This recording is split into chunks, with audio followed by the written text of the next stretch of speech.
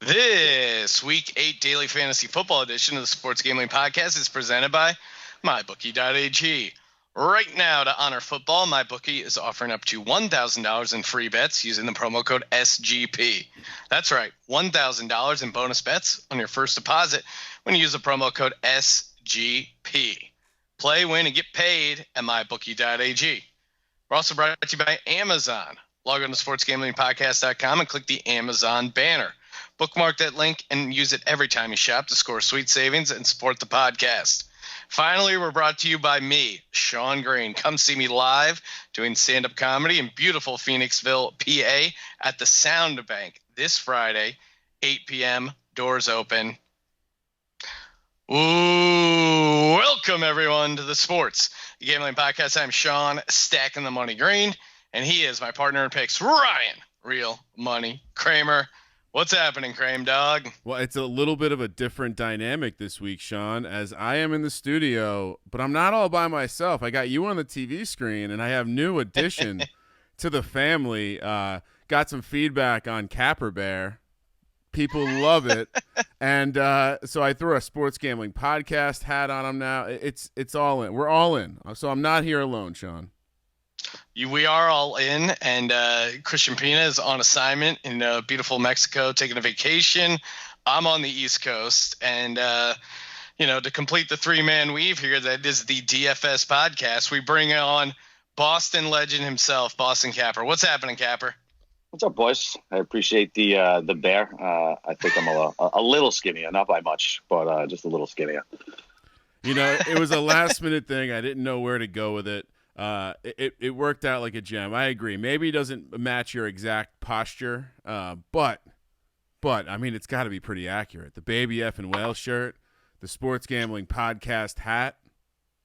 Yeah, we need to get like a little Jameson going for the bear or something like that, or a couple beers in front of it. That's right. That's my bad. I missed on that one. He's got a pack of Camel Lights rolled up in his sleeve. All right, we will. Let's do it. Let's break down the Week 8. Can you believe it, Ryan? It's already Week 8 of daily fantasy football. Jesus Christ! I'm so. It was a horrific slaughtering of the Philadelphia Eagles. Just a true embarrassment by the team. Nobody showed up. The team is just complete dog shit. Doug Peterson needs to take the entire team under the crawl space and just beat the crap out of them because they just completely no-showed. I guess it could be worse. I guess we could have lost to the Cardinals at home, but really losing to the Cowboys on national television doesn't get much worse. Yeah, I mean, what are you going to do, Sean? You're trying to rub some shit in, but both teams are disgusting. It turns out that neither coach in your argument between Sean McVay and Mr. Dougie P, neither of them deserve to be anywhere near the legend Bill Belichick. Facts. Straight facts. Well, come on. Yeah, I mean, just because, head-to-head in Super Bowls, Doug P is at least 1-0. Sean McVay still 0-1. So you can't take that away from us. Super Bowl 52 will always have over Capper and whatever shenanigans going on in New England. We're taping this before the Monday night game, so when Tom Brady blows out his ACL and we don't discuss it. Well, Ryan's the only one who has the power to call for a blown ACL and have it actually happen. He wasted it on Carson Wentz. Should have thrown it on Tom Brady. It's coming. Tom Brady's looking pretty old. It's coming. Yeah, Father Time slowly sucking the life out of him, like he sucks the face off his child before he goes to bed. All right, we got all the Brady jokes out of the way. Let's give out the DraftKings lineup. Capper. No. We're all the fucking same to you, huh, Sean? All Bostonians are the same. All Bostonians are the same. Actually, before we kick things off with our lineups, got to give a shout out to MyBookie.ag, the presenting sponsor of the Sports Gambling Podcast and SportsGamblingPodcast.com. All those blogs, articles, that's all helped, made possible by our good friends over at MyBookie.ag. Promo code SGP for 100% deposit bonus. Our own Boston Capper and his DFS pivot play post comes out end of the week, every week, where he shows you some contrarian plays. And again, that's available over at sportsgamblingpodcast.com, courtesy of mybookie.ag. I'm actually doing pretty good in the MyBookie Super Contest. I'm up to, what am I at now? 20 and 15, so not bad, 57%. I'll take it in the Super Contest. All right, Capper, let's kick things off. Who do you got for your quarterback? How much you paying? Why are you picking him? All right, so you said it yourself, man. Your team is a dumpster fire, right? So I'm gonna look to Josh Allen at 6,500. He looked okay last week. Expected him to ball a little more against that terrible Miami defense, but 6,500 against. I mean, your secondary is horrific. Your run defense was good up until Zeke ran all over him. But so I mean, I just got to take Allen at home. Philly looks like a broken team. I really don't know what that that secondary is pieced together with duct tape, man. I mean, that is not. It's not a good spot to be in. So I love Allen at 6,500. He's got a nice rush floor, 250 and 2. With the upside of over 300 getting that bonus and maybe 3 TDs. Yeah, I mean, defense just complete no-show, total trash, waste of a team, embarrassment to the city. Good play in fading them. And yeah, Allen's a guy who's going to get you those rush yards one way or the other. And I think they could get something done in the passing game as well. Kramer, who'd you pick for your quarterback? Well, it's kind of a gross week, and Josh Allen's was definitely in consideration there. But when I realized I could just spend $600 more and take Deshaun Watson coming off a loss against a team that just let Aaron Rodgers just come out in a big way, double entendre there, Sean. Really missing the soundboard there. Oh, it's sitting in front of me. There's a good chance I don't get to it. It's where my LaCroix normally is, so I'm not thinking sound drop. I'm thinking drinking some delicious Wisconsin water. Sean, Deshaun Watson is going to show out in this game. I'm paying up for it. I just didn't see any value in some of the cheaper options.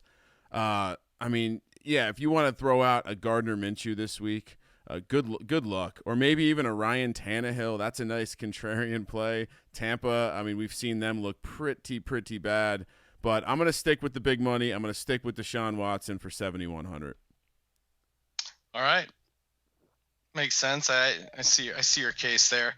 Now this again, since we're doing this early in the week, may have to adjust because there's a chance Drew Brees comes back. But if he doesn't, give me Teddy Bridgewater at home. He's only $5,900. He's going up against Arizona's defense. He's looked pretty competent, and they got it done in Chicago. Again, I was all over the Saints. And I think they get back home in the Dome. And if you're New Orleans, are you really rushing Drew Brees back? After Arizona, they got a bye week. If I was them, I would just give them those 2 extra weeks because Bridgewater's looked pretty solid. He's able to throw the ball downfield. And at only 5,900 against this Arizona passing defense, I think it's a good spot. So give me Teddy B. Capper, who you taking for your first running back?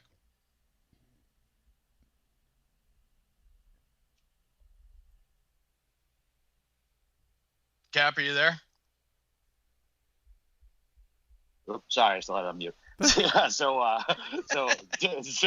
typically I like to pay up and get one of the Escalades like Ryan calls them, right? McCaffrey, Barkley, Fournette, somebody like that. I think all 3 of those guys have really tough matchups. So it's okay to pay down a little bit. You still want a stud. And Chris Carson, to me, checks all those boxes, right? Gets almost 95% of the snap shares. It's going to be a great matchup. They're going to run the ball. Penny is a non-factor at this point.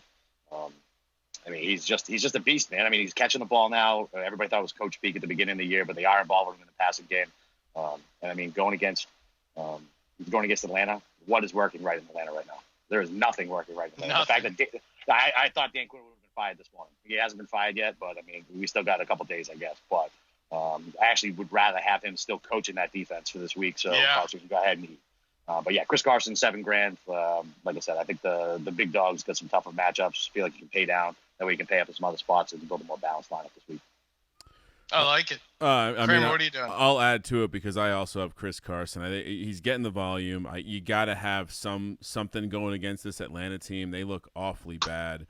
Now Matt Ryan gone. I got to imagine that while I was looking at potentially playing a Lockett or something like that in the passing game, it just seems like there's so many versions of this game that end with Seattle having a nice lead and just smashing the ball with Chris Carson. So I'm completely in line with Capper. I think Carson, while he hasn't reached Escalade status, perhaps he's a nice off-road forerunner. He's going to be reliable. He's going to get the 20-plus carries. And like Capper said, he's getting work in the passing game. So for $7,000, I'm taking Chris Carson.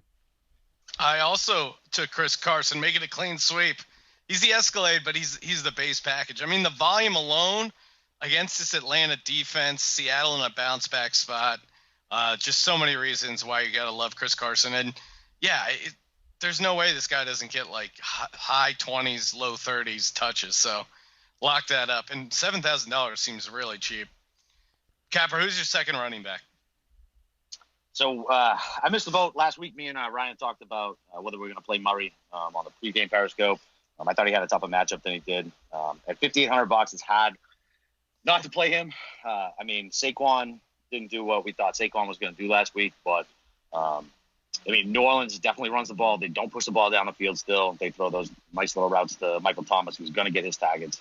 But with Kamara probably still going to be out, that Arizona defense is shit. It doesn't matter what Daniel Jones and company showed last week. That Arizona defense is garbage. And, $5,800, it's a great price point for him. He's going to get the work. Same thing, right? Nobody, as long as Kamara's out, nobody's behind him vulturing other than whatever that hybrid quarterback's name is who wants to ruin everybody's fantasy day. And Sean Hill. No, not is that Sean Hill? Is that Taysom Hill. Sean Taysom just likes the name yeah. Sean. Sean, yeah. he was that guy who played for the 49ers back in the day. Yeah, I thought it was the Lions. It doesn't fucking matter. But Murray, $5,800. I think he's in a great spot at home. Definitely going to have the lead. Going to run the ball. That defense plays great. Murray, $5,800. Yeah, good call. Kramer, who's your second running back? Is Kamara out? So the early reports. Now look, obviously this is Monday at 5:50, right? But early reports look like he's still going to miss some more time. But if not, you can always pivot. I was looking at Eckler first. Obviously, they can't run the fucking ball there. But Eckler's a nice pivot at $5,900. This is Melvin Gordon. Clearly, he can't. He averages 2.5 yards a carry, fumbles at the goal line. The San Diego has to figure it out and just stop giving the ball to the fucking plotter and give it to the dynamic guy who can catch the ball, make guys miss, and break tackles. So if Kamara comes back in, I'll probably pivot to Eckler. Well, Sean, just to make things different, I also have Murray, but I'm just to mix it up. I have some. I had some other potential plays, and I'm banking on the fact that Sony Michel will not have a great game on Monday night. As you stated, we're recording before the game, and I think at 5,200, just looking at this Cleveland matchup, this strikes me as the kind of game that Belichick will just smash with the run. So I think his price is pretty depressed because his usage has been a little inconsistent. I'm going to go Sony Michel coming off a game where he struggles against the Jets' run defense for 5,200 against the Cleveland Browns. Wow, Ryan, calling your shot that Sony Michel is going to struggle this evening, even before the game is played. That is some real confidence. I actually agree with Ryan on that. I think this is a big James White game. That offensive line that the Pats are playing with this year is Skarnecchia can only work so much magic. He's dealing with a pile of shit, and he's trying to make the O-line look good. I don't think Sony has a good game tonight. The Jets get one of their best defenders back tonight, so I think he'll have a bad game tonight, and it'll be a nice pivot play next week. There's another guy I got for you, my RB2 spot, potential mini Escalade, and that is Josh Jacobs. He's the Raiders they're going into Houston, and this Houston defense. I mean, you saw what Marlon Mack did. He had a huge game, and Josh Jacobs, a lot like Chris Carson, they just need to run him a bunch. He's going to get a ton of volume, especially on the road. It's clear, hey, we're just going to feed Josh Jacobs all the time. That's the way Gruden likes to run things. And I think there's a real opportunity to run against this Houston Texans team. So give me Josh Jacobs at only $5,800. Feels a little low for a guy that, again, is just guaranteed to get a bunch of targets, I think. Capper, who's your first receiver? So when I made Allen, Brown's the natural stack with him. He's one of only two receivers to have 50 yards in every game this year. It's him and Michael Thomas. His price point is still ridiculously low. It's $5,900 with a great floor, and Brown can always have huge ceiling games. The matchup once again against that terrible secondary. They've allowed they've allowed number ones to eat. They've allowed number ones to eat all year, and he's their clear number one, and that's who Allen looks for almost on every play. So easy Allen Brown stack. I mean, there's not too much to think about with that. Good price.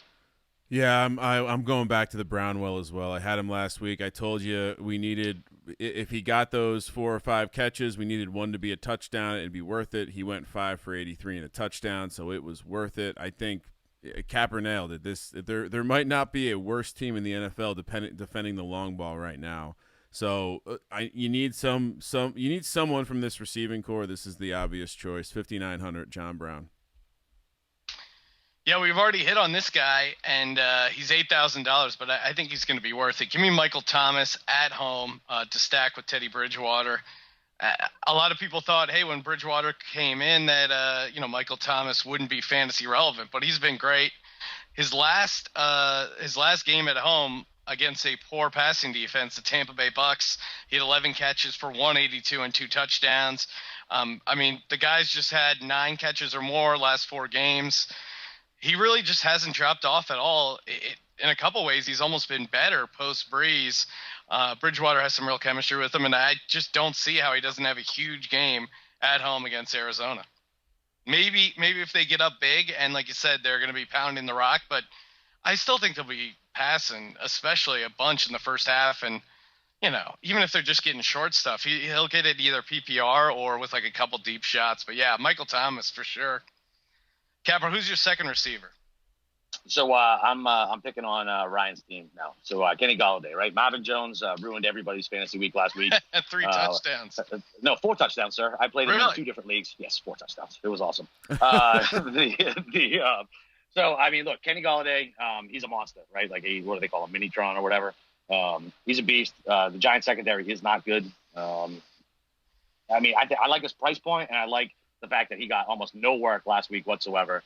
I think Stafford will go out of his way to try to get him involved this week. The only thing I worry about is that the pace of play with the Giants, not the Giants, the Lions, they like to slow the game down. But with Carry On out, I don't know who they have other than that backup kid that they got. I know they got a couple Ty Johnson. Ty Johnson, and then they picked up your old boy. He's on the practice squad, so they might call him up. Perkins, right? Wasn't I old Giants Paul running back? Perkins, UCLA back. Yeah, man. So, I like Golladay. I don't think they're going to be able to run the ball. So I think they're going to have to throw it. And I mean, Golladay, he can't get blanked 2 weeks in a row, right? I mean, that's the way I'm looking at it. 6,400 Golladay. Yeah, I think. What are you doing, receiver 2? This is a really, really boring episode because of course you're fading my New York Giants. They're absolute trash. It's a total zig play. Marvin Jones had his coming out party. It's time for Golladay to get in there because this Giants team everyone's going to get involved in this game.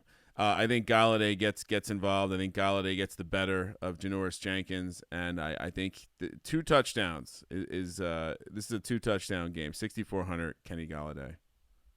Yeah, head over to that mybookie.ag custom prop builder and throw in a Kenny Golladay 2-touchdown prop bet because I'm also on Golladay. It would be so nice for him to shred the New York Giants. I mean, the matchup's great. The price point's there. The game script, the bound. It's a perfect formula. So yeah, and he's only $6,400. So yeah, give me Golladay.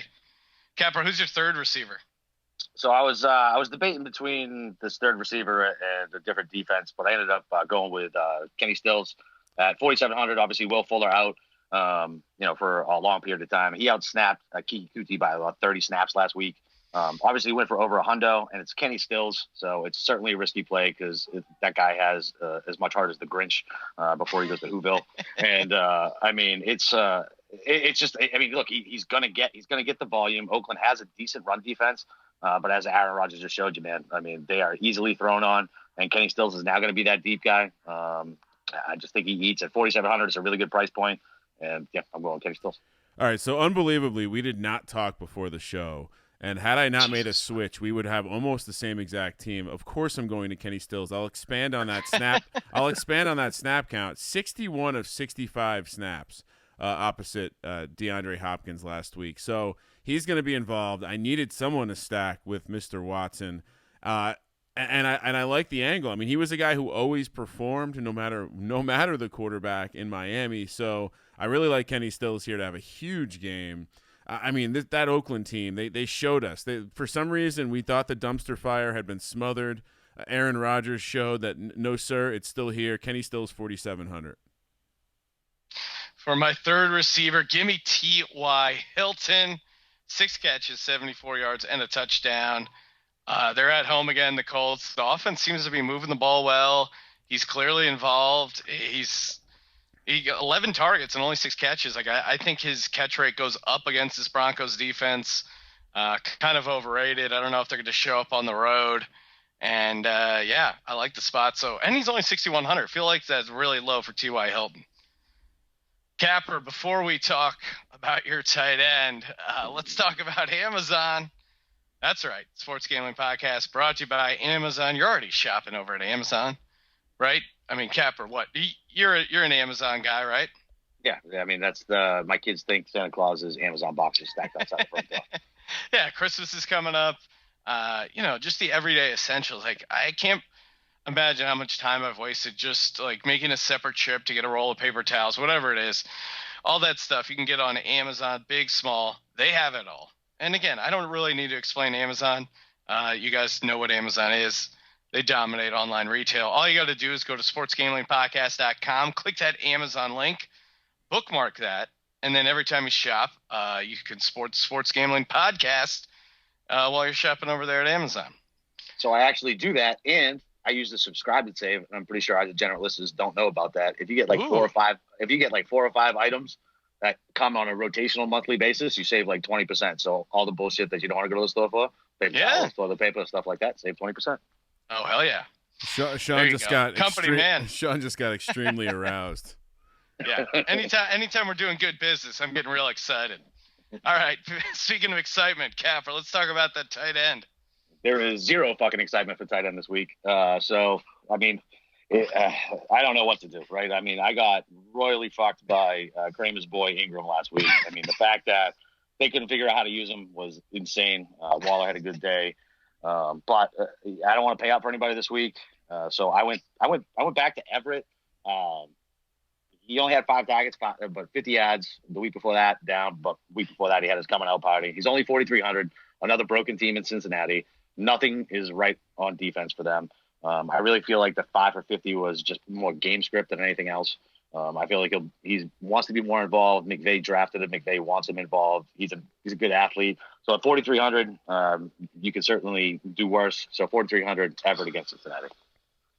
Do either of you know what the upcoming status for Jared Cook's going to be? Because no. Go ahead. And nothing? No, I don't. Yeah, so here's the thing. They Evan Ingram didn't get going. Rhett Ellison scored a touchdoon. So Arizona continues to give up the touchdown. Obviously, I'll have to be doing some pivoting later if Jared Cook is once again, or if he's in, because I'm going to go with Josh Hill. This is a complete punt, but if he's in and he's the starter and Cook's out, he's going to score a touchdown against this horrible. Although I will say Arizona's defense looked not bad against the Giants. Maybe that's more. it was the offense, bro, not the fucking defense. So I am going to go with Josh Hill for 3,200. Kramer, you must have been copying, Capper and I lineups before. I don't know what's going on. I also have Josh Hill. Now, normally I don't do the double receiver on the same team with the quarterback, but I mean the matchup's too enticing. So yeah, Josh Hill, 3,200. I think Teddy B is going to have a good game, close out strong before the bye week. And they're at home against Arizona. I really am shocked that Ingram couldn't get going. That was pretty surprising. All right, Capper, what do you got? What are you doing for your flex spot? So prior to last week, Jacksonville's run defense was trash. But last week, Zach Taylor, whatever the fuck his name is, just didn't employ Mixon at all. So I'm going back to it. I'm going to Bell. I think Bell is a great back. The Jets going against Jacksonville, I really feel like he can get going. His floor is typically so safe with being able to catch 5, 6, 7 balls a game. I really feel like that run game can get going. And Jacksonville's run defense just isn't good this year. They can rush the passer, they can get sacks. Their secondary actually played okay. even without Ramsey last week. But I have no faith in their rush defense. I think Bell's going to run all over them, whether that be through the air or just going there. So 6,900, Le'Veon Bell. Sean. Nice. Yes. We don't have a sound effect for the airplane backing up into the garage. This is not an Escalade, but Sean, I did it. Not only did I follow your lead with a double stack, I put the most Dick Olson would not be happy. DeAndre Hopkins, 8,100. Wow. I went Stills and Hopkins for the stack of Watson against this Oakland team. Yeah, I mean, Fuller's finally not there, so Hopkins can get some action. They're still not giving him a nice 20 target game, but he's coming off back-to-back 12 target, 9 catch games. He caught a touchdown last week. The average catch is getting longer. I think he's going to come out for another nice game. His price only got adjusted up 8,100 or 300 from last week. So I went with a double stack. Oakland's trash. Give me DeAndre Hopkins, 8,100. Yeah, I may, I had him and Thomas. I kept going back and forth. I'll stick with Michael Thomas for now, but Hopkins was definitely on my short list as well. This guy, the emergence of D.D. Westbrook. Give me a D.D. Westbrook, $4,500. He had a really good game, but he didn't score a touchdown, so I like kind of following those guys.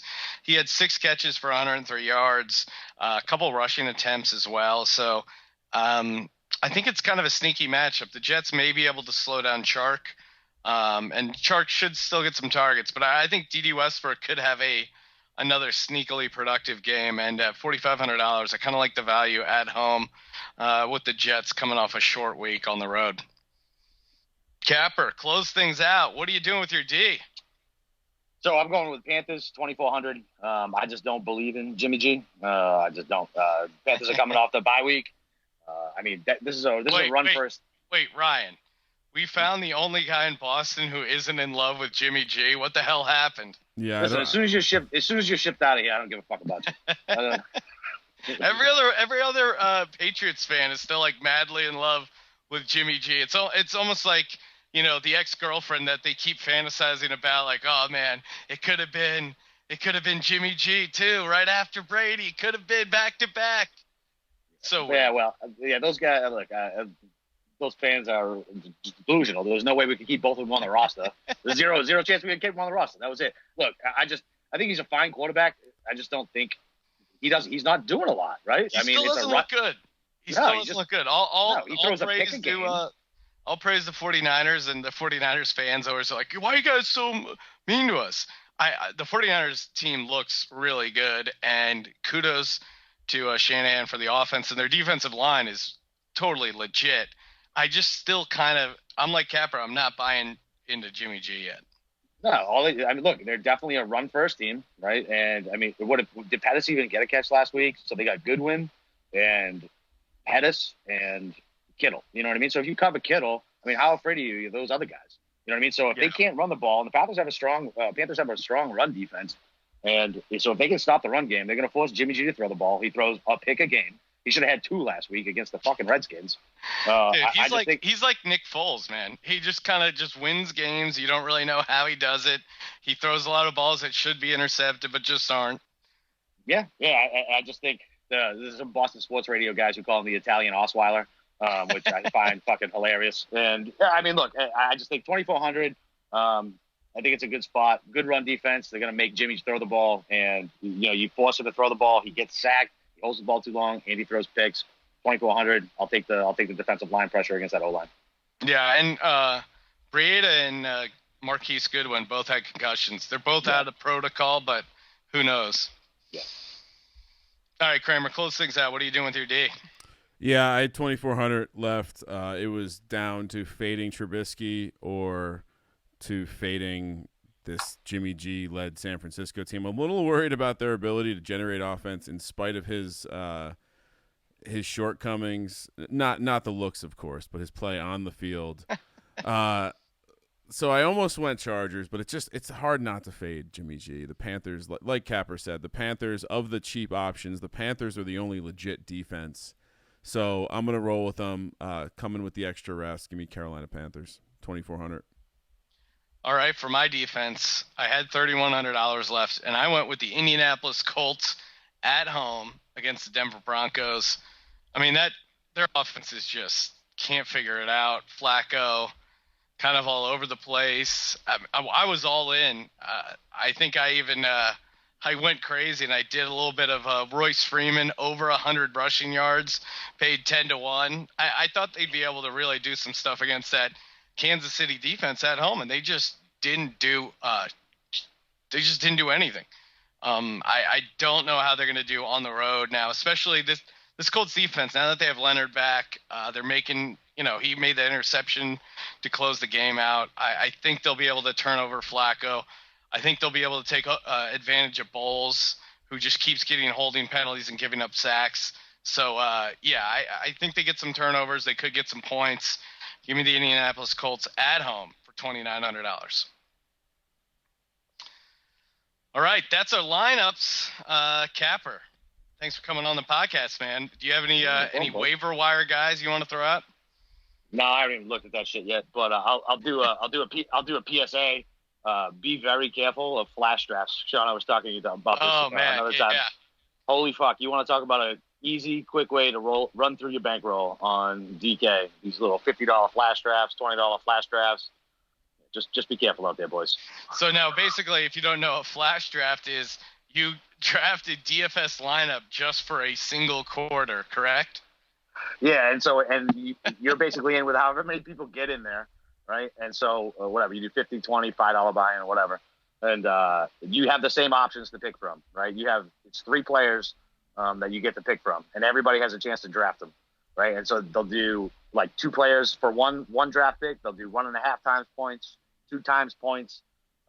It's a fucking shit show, but it's fun. And I know we have nothing but generous listening, so get out there and at least give it a whirl, boys. It'll definitely make the free third base quarter. and DFS. Yeah, baby. Kramer, any waiver wire guys we should be aware of? I mean, Sean, are you gonna? They're again, Matt Schaub out there for those of you who like to stream. Matty Ice is down and out. Is this the end of Matty Ice? Maybe new coach comes in. Maybe they turn over the front office. I mean, I'm going to tout it again. Chase Edmonds. If you listened last week, Sean, you would have heard me say, regardless of your stake in David Johnson, you need to own Chase Edmonds. He decided to go off. This will be the week that someone, if he's available, which he's probably available in half of leagues. You got to grab him at this point. He looked extremely dynamic. I mean, let's see. Who got a bunch of targets that wasn't? I mean, Pascal scored 2 touchdowns. I'm not sure. Yeah. I'm not sure. I'm dying to pick him up, but what do you think about that kid who's going to replace Thielen for Thursday night? I don't know. I feel like it's Cousins, and I think part of the reason that his receivers are having success is because there's chemistry there. I do worry when you throw someone new in there that Cousins is going to have an overload. Other than that, I think Danny Amendola, he's still out there. Kenny Stills would be one, I guess. I touted him in my lineup. He might be a couple week nice start just based on the fact that he'll be playing with Deshaun Watson, and specifically this week, if you need a wide receiver, he's the guy. You might even want to blow some budget on him because he has some nice upside this week. Sean, you got anyone you want to throw out there? Dallas Goedert, should I steal that for you? Yeah, what the fuck happened to Ertz last night, bro? Dude, I don't know. Speaking of flash draft, the whole defense is just, both sides of the ball. But yeah, I mean, when you're down that much, yeah, I don't know what's going on. But yeah, Goddard's always he's always a decent play for that kind of super low DFS price, or definitely available probably in your league. Instead of Matt Schaub, why don't you take a shot at Matt Moore at home with that Chiefs offense? He threw a nice ball to Tyreek Hill. You have Andy Reid with extra time to prepare the offense.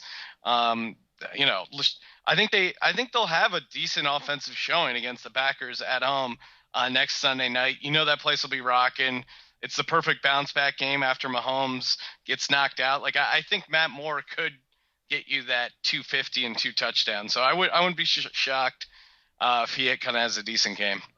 One more. I guess the other streamer this week. You called it out with taking T.Y. Hilton, but Brissett against that Denver defense. Yeah, that could be a nice play. And I guess if you believe that Atlanta is going to continue to be able to be somewhat productive from the running back position, perhaps it's time to, if you're in deeper leagues, to look at Brian Hill.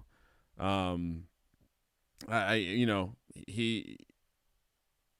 was a fantasy darling. Well, preseason. What I was going to say is it's more of just an opportunity thing. The thing that scares me with this Atlanta team is that they're currently a dumpster fire. And then last guy, again, we're going to see him kind of go off tonight, I think. I think Jamison Crowder is set to have a nice game against the Pats. He's still available, and I think close to 50% of leagues. Darnold has loved him so far. I wrote up in the Monday Night Props column, which if you're listening to this, it's probably too late to read it, but he's had 20 with Sam Darnold. He's had 20 catches for about 200 yards. So he's definitely a guy to get. And the other thing, if someone dropped Corey Davis, I know I'm a sucker for guys that look good coming off the bus, but if someone dropped Corey Davis, he was involved with Ryan Tannehill, and I think it was very clear that Tannehill, granted small sample size, was a nice upgrade, at least for the wide receivers, when it comes to their value going forward. So I think Corey Davis and A.J. Brown become a little bit more interesting to me moving forward. I think Brown is the guy to grab, right? Because, I mean, there might be stubborn guys like you, right, who just love the pedigree. You know what I mean? Seriously, they love the pedigree of Davis, and they're just Corey Davis truthers, man. And look, Brown's a beast, man. He's a monster. He's a physical specimen. He catches the ball in tough spots, and he's got a lot of red zone targets. Are you picking up Erickson? He had 8 catches for 140 yards. Seems to be getting some looks. Are you looking to grab him if you need wide receiver help this week? I guess, but I prefer the guys you already mentioned over Erickson. I agree. Yeah, he messed up my Tate play for the Bengals. Erickson got all the love. Real dickhead. All right. Make sure you give Boston Capper a follow on Twitter at Boston_Capper. Check out his weekly DFS a pivot post. Comes out end of the week. I'm on your Twitter right now, Boston Capper, and your last tweet is just fuck on October 20th.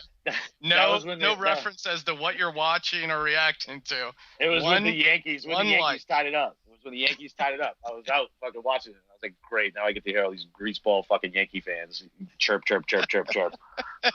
Well, luckily they blew it.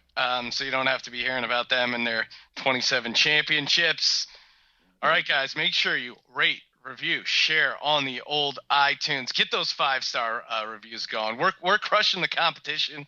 We're close to really making some noise. So I know what you're thinking. I'm just one listener. What can I do for the DGen Army? I'm just a regular degenerate. What can I do? You can make a difference. You truly can. Get in there, 5-star rating, and make sure you write a personal review. If it's funny enough to read on the podcast, give you a $50 free item from the merch store. And again, if you're in the Phoenixville area, Friday nights, 8 p.m. doors open. Show starts 8:30. The Sound Bank in Phoenixville, PA. I'll be doing some stand-up comedy for the Sports Gambling Podcast. I'm Sean, stacking the money green, and he is Ryan. I don't know. Fuck the Raiders. Kramer, let